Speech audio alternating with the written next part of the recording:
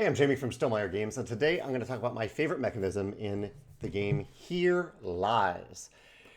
Kudos to SpaceBiff, reviewer SpaceBiff, for reviewing and recommending this game because I got it right after he talked about it, and I love this game. I think this is a really special limited communication cooperative game. This is a game where you have a mystery to solve. There's a big case book of mysteries. I think there's around 25 different cases in this book, and the lead investigator in any given case knows everything about that case. They know what happened. They know who committed the murder. They know where it happened. They know what the weapon was. Whatever the circumstances were, they know that information. But they can't clearly express it to the other detectives. The other detectives, and there's a variety of different characters in the game, have their own little deck of cards that give them ways of learning about information about the case. And I'll share a few examples so that makes sense. So here's one. Here's a card that says the lead investigator writes down 2 words from the back of this card on 2 mini cards and places them.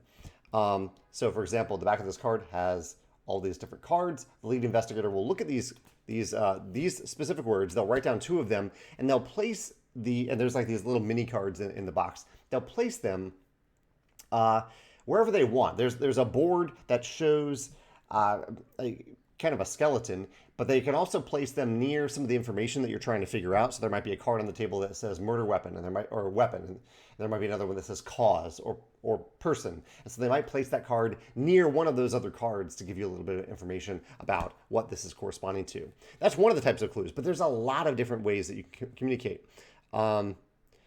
Yeah, here's one. The lead investigator invents up to 2 materials or substances that were touching the subject when they died and writes them on the back of this card. So yeah, they have pretty free reign as to what they write down. Here's one that says the investigator, so this is me, not the lead investigator, but me, one of the detectives, writes 3 words on the back of this card. The lead investigator erases any letters they want. I actually had this in the game that I played, and this is one of those things where you get to be clever in 2 different ways. I get to be clever as the detective as to which words I decide to write down, and then the lead investigator gets to be clever in terms of what letters they erase from the words that I wrote to try to form some other clues or some other words. There's also some where you're drawing pictures. There's even one where you're drawing in the air. And these are all just from one character. Every character has their own deck of 10 cards. There's like 50 different ways to convey or try to gain information in this game. And it's one of those types of limited communication games where you get to feel clever in such a variety of ways. The other little twist in this game that I think is really clever are these tokens.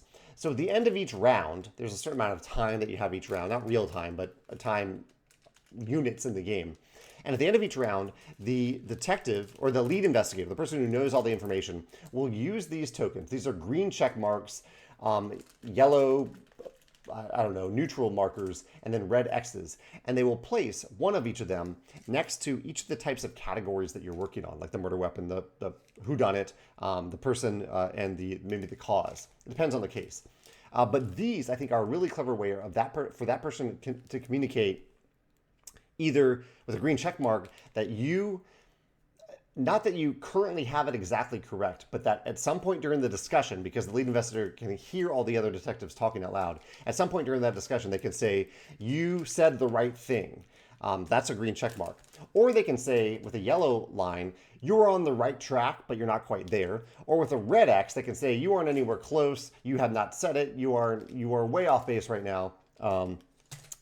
Get better in the next round. They can communicate with that. So I really like that, the nuance, in particular the yellow one, the nuance of saying you are on the right track. I think that could be a great information to have. And I also like that they can use the green check mark to show, hey, you have said the thing. You've said the correct murder weapon at some point in your discussions, but I can't tell you which one it is yet. You still need to correctly identify that at the end of the case. You need to declare that at the end of the case.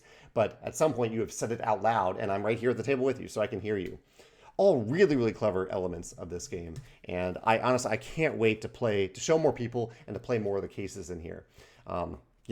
Here Lies. Really, really clever game. Let me know your thoughts if you get to play it, or if this makes you think of any other limited communication games, whether they're mystery solving games or otherwise. I'd love to hear about that in the comments below. Thanks.